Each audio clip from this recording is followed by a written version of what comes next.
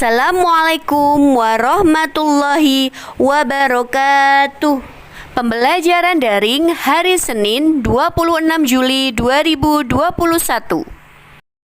Sebelum memulai belajar, mari kita membaca doa sebelum belajar. Bismillahirrahmanirrahim. Raditu billahi rabba wa bil islami dina wa bi Muhammadin nabiyya wa rasula.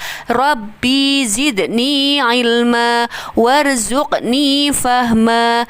Artinya, aku rela Allah sebagai Tuhanku, Islam sebagai agamaku, dan Nabi Muhammad sebagai Nabi dan Rasulku.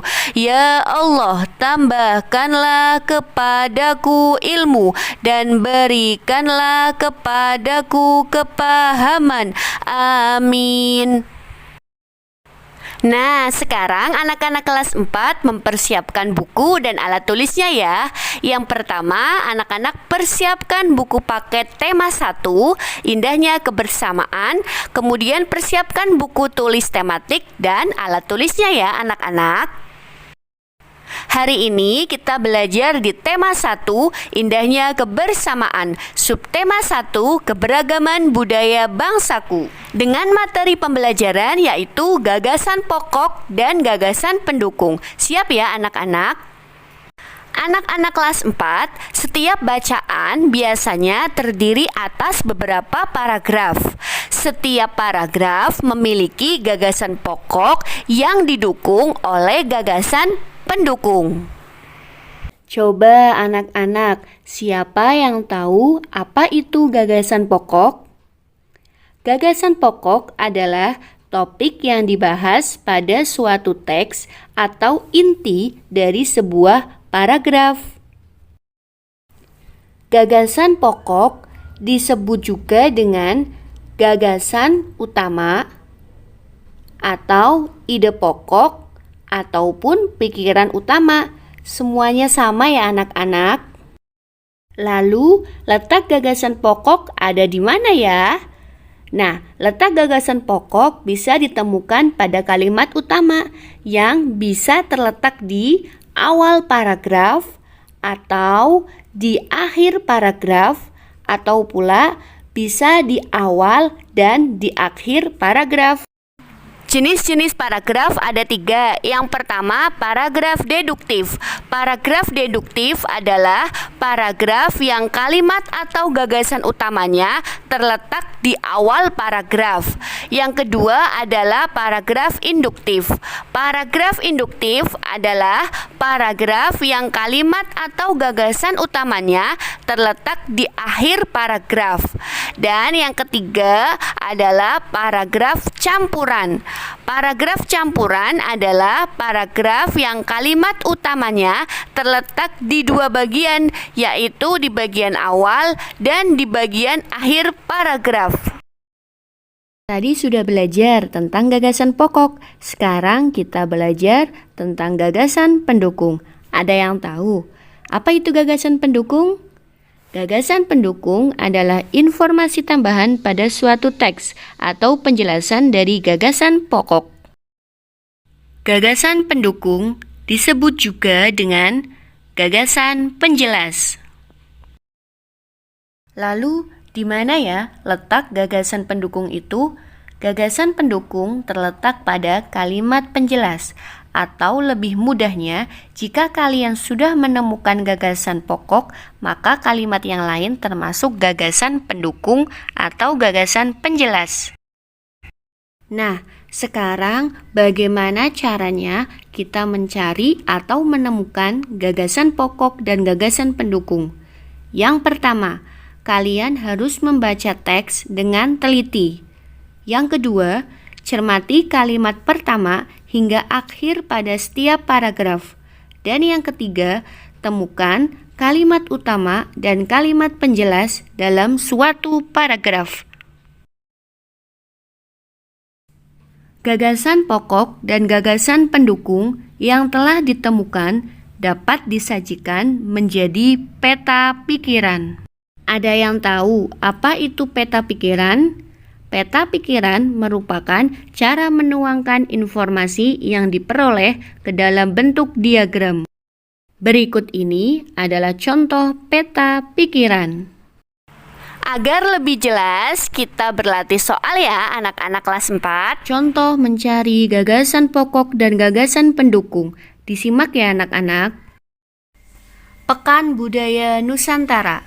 Hari ini Aisyah dan Ayah akan mengunjungi Pekan Budaya Nusantara di Kampung Babakan. Pagi ini Aisyah bangun lebih pagi dari biasanya. Aisyah bersemangat akan melihat berbagai kebudayaan Nusantara. Kita akan mencari gagasan pokoknya. Maka yang perlu kita lakukan pertama kali adalah kita cari kalimat utamanya.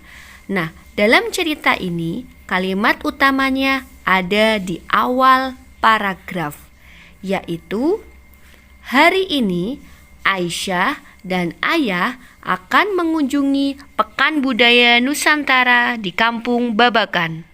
Dari cerita tadi kita bisa mengetahui kalimat utamanya adalah hari ini Aisyah dan Ayah akan mengunjungi Pawai Budaya Nusantara di Kampung Babakan. Gagasan pokoknya diambil dari kalimat utama, jadi diringkas menjadi Pawai Budaya Nusantara di Kampung Babakan. Itu adalah topik atau gagasan pokok yang dibahas.